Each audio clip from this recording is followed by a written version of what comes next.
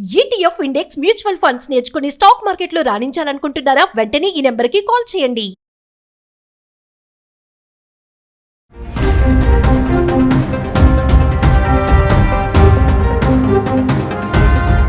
నమస్తే, welcome back to Suman TV. Present మనతో పాటు ఉన్నారు అనలిస్ట్ మందడి కృష్ణారెడ్డి గారు. నమస్తే సార్. నమస్తే అమ్మా. సార్, మనం చాలా వీడియోలో లే ఆఫ్స్ గురించి మాట్లాడుకున్నాం ఐటీ సెక్టార్లో. మరి ఇప్పుడు అమెరికాలో ఉన్నటువంటి ప్రైవేట్ రంగంలో ఈ ఐటీ లే ఆఫ్స్ అనేవి ఇంకా ఫర్దర్గా కూడా కొనసాగుతాయి. చాలా సంస్థల్లో వీళ్ళకి ఎప్పుడు పింక్ స్లిప్స్ ఇస్తారో తెలియదు, ఎప్పుడు ఉద్యోగాలు పోతాయో అనే టెన్షన్లో ఉంటుంది. మరి అక్కడ ఎలా ఉంది ప్రభావం, దాని ప్రభావం మన ఇండియా పైన ఎలా ఉండబోతుంది చూసుకుంటే అక్టోబర్ నెలలోనే అంట 150,000 లే ఆఫ్లు ప్రకటించినట్టు మనం చూస్తున్నాం. సార్, ఒకసారి వివరాల్లోకి వెళ్తే, ట్రంప్ రెండోసారి అధికారంలోకి వచ్చిన తర్వాత అమెరికాలో పరిస్థితి కొన్ననాలిక మందేస్తే ఉన్ననాలిక ఊడిపోయినట్టుగా తయారైంది. ట్రంప్ ఏమనుకున్నాడంటే, నేను చాలా కఠినతరమైన విధానాలు అవలంబించి వలసవాదులందరినీ, వలసలకు వచ్చిన వాళ్ళు ఎవరుతున్నారో అంటే ఇతర దేశాల నుంచి ఈ దేశంలో ఉద్యోగానికి వచ్చిన వాళ్ళు ఉన్నారో వీళ్ళందరినీ ఖాళీ చేసి తిరిగి వాళ్ళ దేశాలకు పంపించినట్టయితే అమెరికన్స్కు బాగా ఉద్యోగాలు దొరుకుతాయి. దాని ద్వారా నేను ఎలక్షన్ టైం లోపల ఇచ్చిన ప్రామిస్ను నిలబెట్టుకున్నట్టు అవుతుంది. అమెరికన్స్కు నేను ఎక్కువ ఉద్యోగాలు ఇప్పిస్తాను, వాళ్ళ జీవిత ప్రమాణాలు బాగా పెంచుతానని చెప్పి ఇలాగ చెప్పాడు. కానీ ఇప్పుడు జరుగుతున్న దాని విరుద్ధంగా ఏం జరుగుతుందంటే, ఎప్పుడైతే ఇతర దేశాల నుంచి తీసుకురావడానికి వీలు లేదు అనే కండిషను పెట్టడం కానీ, లేకపోతే $1,00,000 H-1B వీసాకు పెట్టడం కానీ, ఇంకా చాలా రకాల నిబంధనలు కఠినతరం చేయడం కానీ, ఇలాంటివన్నీ చేస్తున్నప్పుడు ఒకటి ట్రంప్ విధానాల వల్ల, రెండోది అక్కడ ఏఐ వల్ల కూడా, ఆర్టిఫిషియల్ ఇంటెలిజెన్స్ ఏదైతే వచ్చిందో దానివల్ల కూడా చాలా జాబ్స్ను కటప్ చేసుకోవడానికి అమెరికన్ గవర్నమెంట్స్ కూడా, అమెరికన్ కంపెనీస్ కూడా సిద్ధపడుతున్నాయి, ఐటీ కంపెనీలు ముఖ్యంగా. కారణం ఏంటంటే, ఏఐలో ఉండే ఉద్యోగాలన్నీ కూడా ఏంటంటే ఎక్కువ భాగం కిందివాడు చేసేవి, అంటే ఎక్కువగా అమెరికన్స్ చేసేటువంటి పనులు అవి. మేధస్సు చాలా ఎక్కువగా ఉండాల్సిన అవసరం లేదు దానికి. మేధస్సు ఎక్కువ కావాలనే ఇతర దేశాల నుంచి తెచ్చుకుంటున్నారు ఒక కారణం. రెండోది, ఇతర దేశాల నుంచి వచ్చేటువంటి వాళ్ళు చాలా తక్కువ సాలరీలో పనిచేస్తారు, మనకు ఎక్కువ కాలం పనిచేస్తారు, ఎక్కువ ఒబీడియంట్గా ఉంటారు అనేది రెండు కారణాలు. ఈ రెండు కారణాల్లో ఇతర దేశాల వాళ్ళు తీసుకురావడానికి ఎప్పుడైతే వీల్లేదన్నారో, ట్రంప్ కోరుకున్న విధానంగా అమెరికా లోపల ఉద్యోగాలు పెరుగుతాయన్న ఆశని సన్నగిల్లజేసి, అంటే ట్రంప్కు ఒక రకంగా బుద్ధి రావాలి, ట్రంప్ ఆలోచన విధానంలో కూడా మార్పు రావాలి, అమెరికాకు ఎక్కువ ఉద్యోగాలు రావడం కాదు, అమెరికాలో ఉండే ఉద్యోగాలు ఎక్కువగా ఊడిపోయే అవకాశాలు ఉన్నాయని చూపించడానికి కూడా చేస్తున్నారేమో అనిపిస్తుంది. అది వాస్తవం కాదో మనకు తెలియదు. కానీ ఉద్యోగాలు తీసేస్తున్న క్రమం చూస్తే, లే ఆఫ్ ప్రకటిస్తున్న విధానం చూస్తే, ఒక్క అక్టోబర్ నెలలో 150,000 ఉద్యోగాలు మొత్తం టోటల్గా ఉద్వాసన పలికిన పరిస్థితి ఏర్పడుతుంది, లే ఆఫ్ ఇచ్చిన పరిస్థితి. టెక్ కంపెనీస్ అన్ని దాదాపుగా ఎంతో కొంతమందిని తీసేసాయి. గతంలో ఎప్పుడైనా సరే ప్రస్తుతానికి జాబ్ లేదు, 2 months మీరు బెంచ్ మీద కూర్చోండి, ఈ లోపల మనకి ఏదో ఒక ప్రాజెక్ట్ వస్తుంది, మళ్ళీ మిమ్మల్ని తీసుకుంటామని చెప్పేటువంటి వాళ్ళు ఎక్కువగా ఉండేది. అట్లా కొంతమందిని అట్లా కూర్చోబెట్టేవాళ్ళు. కానీ ఇప్పుడు 2 months బెంచ్ మీద కూర్చుంటే 3rd month ఇంటికి పంపించేటువంటి పరిస్థితి ఏర్పడుతుంది. అంటే ఇంకా కొత్త ప్రాజెక్టులు ఏమి వచ్చే పొజిషన్ కనపట్టలేదు, వచ్చిన ఆ ప్రాజెక్టుని నిలబెట్టుకునే పరిస్థితి లేదు. అంటే అంత ఖర్చు పెట్టి గతంలో ఇచ్చినటువంటి రేటు కన్నా వాళ్ళు ఎక్కువ ఇవ్వడం లేదు.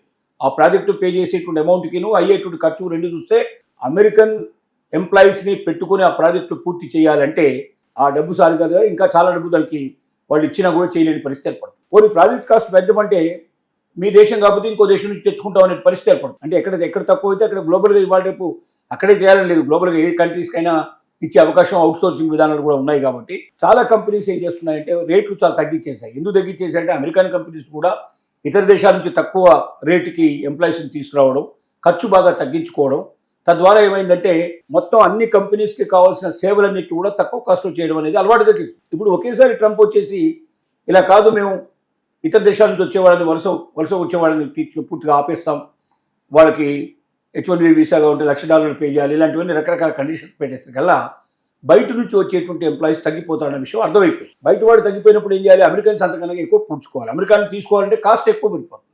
ఈ కాస్ట్ ఎక్కువ పడినప్పుడు ఆ కాస్ట్కు తగ్గట్టుగా ప్రాజెక్ట్ కాస్ట్ కూడా పెంచాల్సి ఉంటుంది. ప్రాజెక్ట్ కాస్ట్ పెంచినప్పుడు ఏమవుతుందంటే, ఎవరు తక్కువ ఇస్తే వాడి దగ్గర వెళ్తామనే పరిస్థితి ఏర్పడుతుంది. అంటే ప్రాజెక్టులు రాని పరిస్థితి ఏర్పడుతుంది. కంపెనీస్కి ఎప్పుడైతే ప్రాజెక్ట్స్ రావో, వర్క్ లేకపోతే మరి ఎంప్లాయీస్ ఎందుకు, అందుకోసం ఎంప్లాయీస్కి ఉద్వాసం చెప్పడం మొదలుపెట్టారు. ఇంకోటి, ఏఐ ప్రభావం కూడా చాలా విపరీతంగా పడింది. ఏఐ రావడం వల్ల మామూలుగా మానవ మేధస్సుతో చేసే పనులన్నిటి కూడా ఏఐ చేసే స్టార్ట్ అయింది. కాబట్టి అయితే చాలా కింది స్థాయిలో ఉండే ఉద్యోగులన్నా కావాలి, ఎందుకంటే మాన్యువల్గా చేసేవాళ్ళు, చేతులతో చేసేవాళ్ళు, మెదడు ఎక్కువ ఉపయోగించాల్సిన అవసరం లేనటువంటి ఉద్యోగులైనా కావాలి, లేదా ఏఐకు అందనటువంటి సంబంధం లేనటువంటి, లేక దానికి అందనటువంటి దానికి సంబంధం లేని, లేక దానికన్నా ఇంకా ఎక్కువ ఉన్నతంగా ఆలోచించగలిగేటువంటి మేధస్సు అన్న కావాలి. అంటే సార్ ఓన్లీ ఏఐ వల్లే లే ఆఫ్స్ అవుతున్నాయి సార్, ఇంకేమైనా కారణాలు ఉన్నాయా? ఒకటి ట్రంప్ తీసుకున్న నిర్ణయాలు కూడా ఒకటి. ట్రంప్ తీసుకున్న నిర్ణయాల వల్ల ఎప్పుడైతే అమెరికన్స్ని ఎంప్లాయీస్గా పెట్టుకోవాల్సిన పరిస్థితి ఏర్పడుతుందో ఎక్కువ కాస్ట్ పడుతుంది. ఎంప్లాయీస్ కాస్ట్, మెయింటెనెన్స్ కాస్ట్ ఎక్కువ పడుతుంది. ఈ మెయింటెనెన్స్ కాస్ట్ ఎక్కువ పే చేసేకల్లా ప్రాజెక్ట్ కాస్ట్ వర్కౌట్ కావట్లేదు. ఇప్పుడు ఎవడైనా లాభం కోసమే చేస్తాడు కదా. ఇంతకుముందు ఉన్నటువంటి దాని ప్రకారంగా లెక్కలని చూస్తే ఈ రేటు ప్రకారం మీరు మాకు ఇచ్చినట్టయితే, ఈ పనికి మేము పని పూర్తి చేసి ఇచ్చినట్టయితే మాకు ఇంత మిగిలేదు అనేది వాళ్ళు లెక్కలేసుకున్నారు. కానీ ఇప్పుడు ఏమవుతుంది, అంత మిగలడం లేదు సరి కదా, పైపించి చేతుల నుంచి పడేటువంటి పరిస్థితులు ఏర్పడుతున్నాయి. అలాంటప్పుడు ఆ ప్రాజెక్ట్ తీసుకోవడం వేస్ట్ అనే ఉద్దేశంతో మేము ఈ రేట్లో అయితే చేయలేమంటున్నారు. వాళ్ళు ఇవ్వటం. వాళ్ళు ఎవరికి ఇస్తారంటే ఎవరు తక్కువ ఇస్తే వాళ్ళకి ఇస్తారు.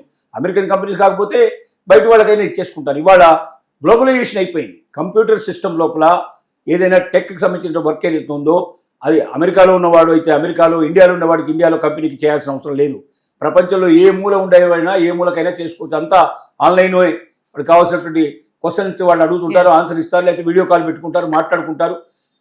ఏమేమి కావాలో ఇన్ఫర్మేషన్ అంతా ఇన్పుట్ అంతా ఇస్తారు, అవుట్పుట్ ఆటోమేటిక్గా వస్తుంది. దాన్ని ఆన్లైన్లో వాళ్ళు పంపించేస్తారు. అంటే అమెరికాలోనే ఒక కంపెనీ పెట్టి అమెరికాలో ఉండేటువంటి కంపెనీలకు సంబంధించినటువంటి ఏదైతే కంప్యూటర్ సంబంధించిన లేదా దీనికి సంబంధించినటువంటి ఏదైనా వర్క్ ఉందంటే ఆ వర్క్ని అక్కడి కంపెనీయే చేయాల్సిన అవసరం లేదు. బయట దేశంలో ఏ కంపెనీ అయినా చేయొచ్చు. కాబట్టి ఏ దేశం తక్కువ రేటుకి ఇస్తే ఆ దేశానికి కంపెనీలు పరిగెత్తే పరిస్థితి ఏర్పడదు. అలాంటప్పుడు అమెరికా నుంచి ప్రాజెక్ట్స్ అవుట్ సైడ్ కూడా వెళ్ళిపోతున్నాయి. అవుట్ సైడ్కి వెళ్ళిపోయినప్పుడు ఏమవుతుందంటే ఇక అక్కడ ఉద్యోగస్తుల యొక్క అవసరం లేదు. ఖాళీగా కూర్చోబెట్టి డబ్బులు ఎంతకాలం ఇవ్వగలుగుతారు, పోషన్ ఎంత చేయగలుగుతారు. కాబట్టి ప్రాజెక్ట్ వస్తే తీసుకుంటాం, ప్రాజెక్ట్ లేదు కానీ పంపిస్తాం. ముందు కండిషన్ ఉంటుంది, అగ్రిమెంట్లోనే కండిషన్ ఉంటుంది. గవర్నమెంట్ ఉద్యోగంలాగా నీకు జీవితాంతం పోషిస్తామనే పరిస్థితి ఉండదు ఇక్కడ. నాకు పని ఉంటే నీకు పని, నాకే పని లేకపోతే, నాకు ఏ రకమైనటువంటి ఇన్కమ్ లేకపోతే నేను ఆటోమేటిక్గా తీసేసి నాకు హక్కు ఉంటుంది. కాబట్టి 1 month 2 months కొన్ని కంపెనీస్ 1 year దాన్ని బట్టి అతని జాబ్ని బట్టి పరిస్థితిని బట్టి అమౌంట్ ఇస్తాం, పే చేస్తామని రాస్తాం. అంతగానే ఉండదు. ఇంకోటి కొన్ని సందర్భాల్లో అయితే అది కూడా ఇవ్వాల్సిన అవసరం లేకుండా కూడా పంపించేందుకు అగ్రిమెంట్ రాసుకుంటారు. అంటే సార్ ఇప్పుడు ఈ ఇంపాక్ట్ మరి మన ఇండియా పైన ఎలా ఉందంటారు? ఇండియా మీద కూడా ఉంది. ఇండియా మీద లేదని కాదు. ఎందుకంటే ఇప్పుడు చాలా కంపెనీలు అమెరికాకు సర్వీస్ చేసేటువంటి కంపెనీలు ఇండియాలో కూడా ఉన్నాయి. ఇక్కడ నుంచి వాళ్ళు అవుట్సోర్సింగ్ చేస్తున్నారు. ఈ అవుట్సోర్సింగ్ చేసినప్పుడు ఏమవుతుంది, అక్కడ కంపెనీ ఇస్తేనే కదా ఇక్కడ కంపెనీకి లాభం వచ్చేది. అందువల్లనే కదా ఎంప్లాయీస్ని పెట్టుకుంది. అక్కడి కంపెనీకే లేనప్పుడు, ప్రాజెక్ట్ లేనప్పుడు ఈ కంపెనీకి ఇచ్చే అవకాశం లేదు. కాబట్టి ప్రాజెక్టులు పోతున్నప్పుడు ఆటోమేటిక్గా ప్రాజెక్ట్ లేవు కాబట్టి ఉద్యోగాలు కూడా పోతున్నాయి. అంటే అక్కడి ప్రాబ్లం కూడా ఇక్కడ పడుతుంది. ఒక్క అమెరికానే తీసుకున్నట్టయితే ఒక్క అక్టోబర్ నెలలో 1,50,000 అయితే అంత ముందు ఒక సంవత్సరం తీసుకుంటే మనకు ఇప్పుడు ఈ ఆర్థిక సంవత్సరంలో తీసుకుంటే మొత్తం 10 లక్షల ఉద్యోగాలు సుమారుగా పోయాయి. అంతకుముందు ఆర్థిక సంవత్సరంలో 6 లక్షల ఉద్యోగాలు పోయినాయి. అంటే తేడా 4 లక్షల ఉద్యోగాలు. 4 లక్షల ఉద్యోగాలు అంటే సామాన్య విషయం కాదు. అమెరికా జనాభా 40 కోట్లు. 40 కోట్లలో 4 లక్షల ఉద్యోగాలు అంటే దాదాపుగా పర్సెంటేజ్ చూసుకున్నా కూడా చాలా హై ఉంటుంది. మరి 140 కోట్లు అయితే 144 కోట్లు అయితే వాళ్ళు 40 కోట్ల జనాభానే. కాబట్టి 4 లక్షల ఉద్యోగాలు అదనంగా పోయాయి. పోవడానికి కారణం ట్రంప్ విధానాలు నెంబర్ 1, ఏఐ వల్ల నెంబర్ 2. ఈ రెండు కలవడం వల్ల పరిస్థితులు ఏర్పడింది. ఇండియాలో కూడా పరిస్థితి ఏంటంటే ఏ క్షణంలో ఎప్పుడు హెచ్ఆర్ చెప్తాడో నీ ఉద్యోగం పోయింది నాన్న సారీ అని చెప్పే పరిస్థితి ఏర్పడుతుంది. ఆ మాట వినాల్సి వస్తుందని అసలు ఈఎంఐ కొత్త ఐటమ్ తీసుకోవడం మానేశారు. కొత్తది అసలు ఇంత ముందంతా నడుస్తున్నదంతా కూడా ఐటీ రంగంతో చాలా కంపెనీలు నడుస్తున్నాయి. ఇటు రెవెన్యూ, మనకు రియల్ ఎస్టేట్ కానీ, లేకపోతే అటు ఎలక్ట్రానిక్ వస్తువులు కానీ, ఎలక్ట్రికల్ వస్తువు కానీ, కొత్త ఐటమ్ ఏమొస్తుంది చెప్పండి. ఎలాంటి ఫోన్లు వస్తాయి చెప్పండి. ఐఫోన్లా దానికి మించినటువంటి ఏదైనా వస్తుందా? 2 లక్షల 3 లక్షల అని ఎదురు చూసే పరిస్థితి నుంచి ఇప్పుడు అతి చిన్న తక్కువ రేట్లో ఏం దొరుకుతుందా అని ఎదురు చూసేటువంటి స్థితికి వచ్చేసిన స్థితి ఏర్పడింది.